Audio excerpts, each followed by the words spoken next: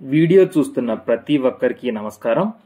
ఈ వీడియోలో సంపాదిత సెలవు ఎర్న్డ్ లీవ్ ఈఎల్ కి సంబంధించిన పూర్తి సమాచారం, అంటే ఎర్న్డ్ లీవ్ అంటే ఏమిటి, ఎర్న్డ్ లీవ్ సంవత్సరానికి ఎన్ని రోజులు ఇస్తారు, ఎలా ఇస్తారు, ఎంప్లాయీ ఈఓఎల్ ఎక్స్ట్రాఆర్డినరీ లీవ్ పెడితే ఈఎల్ ఎలా క్యాలిక్యులేట్ చేయాలి, అదేవిధంగా ఎంప్లాయీ కొత్తగా ఉద్యోగంలో చేరినప్పుడు ఈఎల్ ఎలా క్యాలిక్యులేట్ చేయాలి, ఇవన్నీ కూడా ఒక ఎగ్జాంపుల్తో నేను క్లియర్గా అయితే ఎక్స్ప్లెయిన్ చేయడం జరిగింది.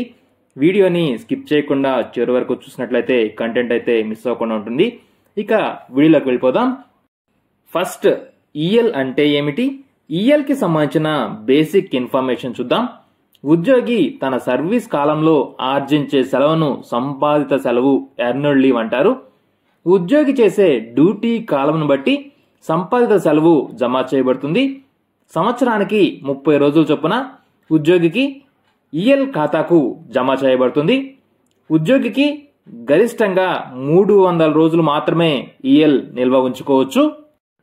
తరువాత ఉద్యోగికి ఎర్న్డ్ లీవ్ సంవత్సరానికి ఎన్ని రోజులు ఎలా ఇస్తారు అనే విషయం చూసినట్లయితే ప్రతి 6 నెలలకు ఒకసారి, అనగా ఆ సంవత్సరంలోని జనవరి నెల 1వ తేదీ నాటికి 15 రోజులు, మళ్ళీ జులై నెల 1వ తేదీ నాటికి 15 రోజుల చొప్పున ముందస్తుగా సంపాదిత సెలవు ఖాతాకు జమ అయితే చేస్తారు.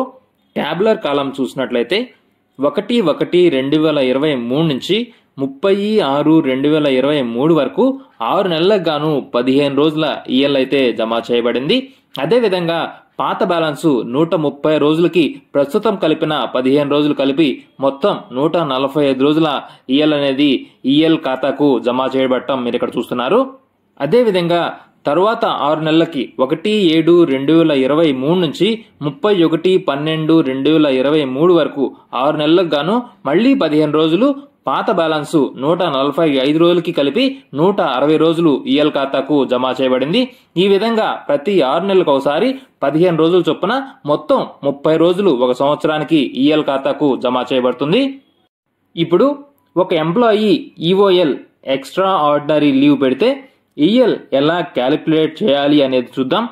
ఒక అర్ధ సంవత్సరంలో ముందుగా సంపాదిత సెలవును జమ చేసిన తర్వాత ఒక ఉద్యోగి ఈఓఎల్ ఎక్స్ట్రా ఆర్డినరీ లీవ్ లో వెళ్లిన వేళ అట్టి ఈఓఎల్ పీరియడ్ నందు 10% రోజులు లెక్కించి ముందుగా జమ చేసిన ఈఎల్ అకౌంట్ నుండి మినహాయిస్తారు.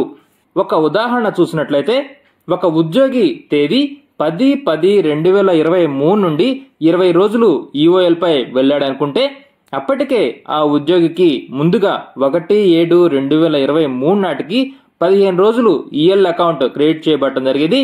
145 + 15 = 160 రోజులు ఈఎల్ ఖాతాకు జమ చేయబడటం జరిగింది.